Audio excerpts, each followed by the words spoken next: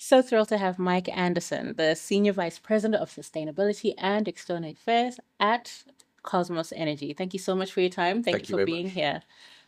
What drives Cosmos Energy's investment strategy in Africa, and which countries or regions hold the most potential? I think good question. And I think there are three key elements for us when we're looking at investment strategies. First of all, oil and gas industry. You have to have the rocks. You have to have the technical capability to find those rocks, and the country itself has to have those rocks, whether it's oil or gas. So that's, if you like, number one. It's critical, and not all countries have it. Second is we have to have, to drive investment, we have to have a commercial project. It has to make money in the end. It has to make money for the country, has to bring benefit to the country, but it also has to give us a sufficient commercial return to invest because there's vast sums of money put in. And I think the third element, and perhaps the most important, is a passion to drive the investment. And for us, the passion is about Africa and bringing benefit, social and economic benefit to Africa in a way that both depends on those rocks, depends on the technical capability that exists there, depends on the commercial money we can all make out of it, but also will bring that benefit to the people and is something that is so critical to daily life. And if you don't have the passion for that and the passion for the industry and the passion for the country, you won't make progress. Which countries? Any country that provides all three of those things will be the country that we want to invest in. We happen to be at the moment in several African countries, been different ones over the years, particularly in Mauritania and Senegal with a big gas project. Ghana, big oil project with some gas, and in Equatorial Guinea, and we're also looking at Sao Tome. So we like to be Pan-African.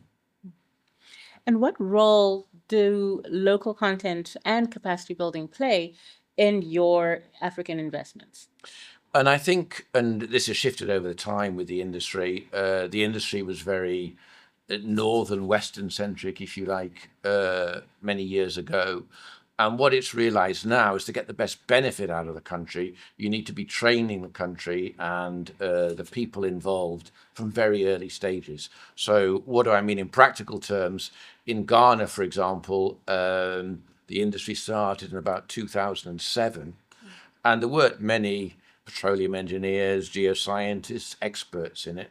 But if the companies that then arrive put these people through training programs, you need to start off at universities, then you need to come into the industry, secondments. We've got three secondees at the moment in Dallas from the Ghana National Petroleum Company, GNPC, who are training with us. And then you want gradually for the country to take over more and more. And in our case, in all our countries of operation, our country managers are locals of the countries. They're not people flown in from the US or the UK or anywhere else. They're all locals from that particular country that then drive that local content and also drive a lot of social investment into the country as well. And how does Cosmos Energy envision Africa's natural gas contributing to the global energy mix? So global energy mix, as you know, there's been shifts over time. There's a lot of conversation about what's the climate change impact or what's the energy transition story. If you look at natural gas, really it's dominated. About 75% of global natural gas is dominated by the US, Qatar, and Australia. You would say that doesn't leave a lot for the rest of the world to develop. Actually, if you really think about that, the rest of the world that's buying in gas, whether it's from the Far East or whether it's from Europe, don't want to rely on two or three dominant sources. They want to have a variety of sources. They want to have security of supply, and they want to go to different places. A lot of African gas, for example, not Senegal and Mauritania, is very low carbon, low cost. You can get it quickly to Europe. I will re-emphasize the low carbon. It's actually got the gas from Senegal and Mauritania is something like 40% lower carbon than in Qatar or the US. So significant advantage that we can bring. And I doubt that Africa will produce the significant amount of liquefied natural gas that will be dominant in the market, but it can find a real place in the market for the global supply.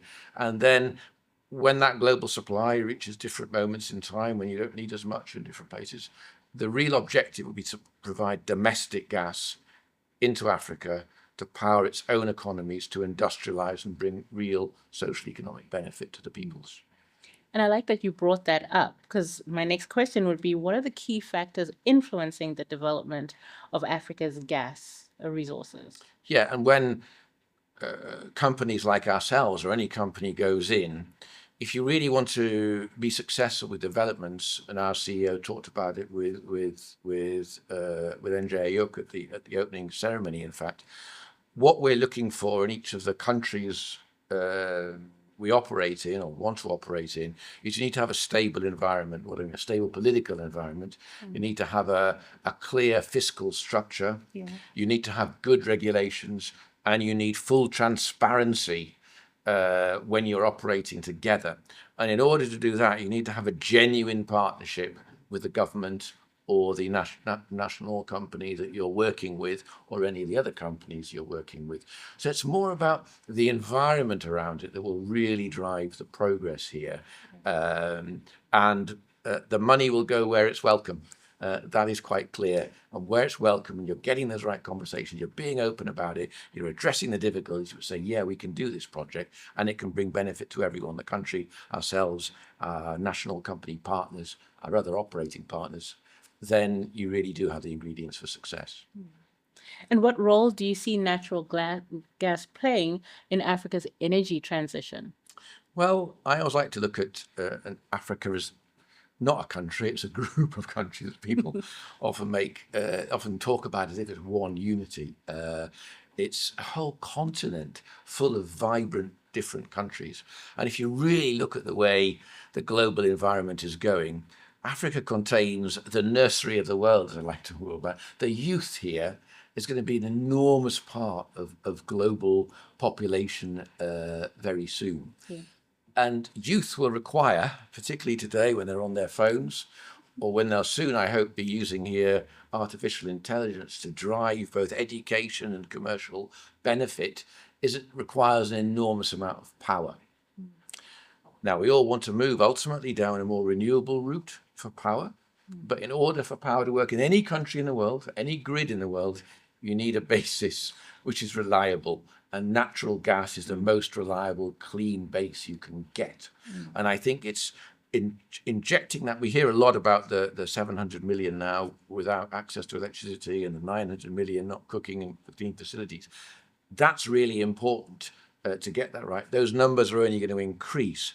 But if you really think about the way to drive social progress in Africa, in all the countries in Africa, it will require serious amounts of energy in the next few years. And this will not happen by putting a few solar panels on a few roofs, I'm afraid. It does require major projects producing major base loads for the grid that would then work. And then you can really see a future for the development of Africa.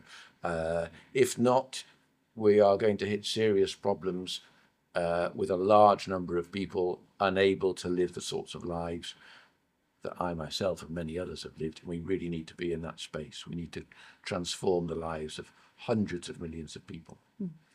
And just my last question, we're here at African Energy Week. What outcomes are you looking to achieve during this week? And, more importantly, how is it possible to make energy poverty history?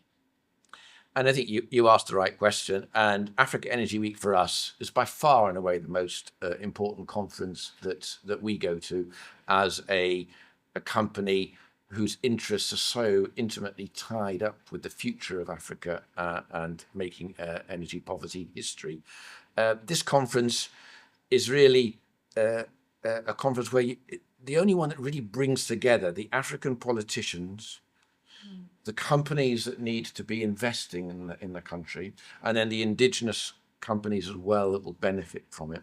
And I think there, what we're really trying to do, and it was mentioned in the opening ceremony, we really, NJ would say, drill baby drill, but it's deal deal, baby, deal. Yeah. What we're trying to do is find those projects that will bring that benefit that you and I have just been talking about, and the conversations we can have in the corridors, the people we meet, the engagement we can have, and we need to be able to follow the latest conversation about how to do that. And it's not theoretical. Some very good round tables that I've been to this week to listen to what people are talking about, and you can move from the theoretical, we do need to supply the energy to the people, but then the question is, how do you do it, and how do you make the deal? And that's what the people here should be looking at, turning it into practical action on the basis of what we know we need to do. And that's really what Africa Energy Week, which we deeply enjoy being part of, brings to us as a company. So thank you. Fantastic. Thank you so much for your time, and I do hope you have a productive week. Thank you. We will.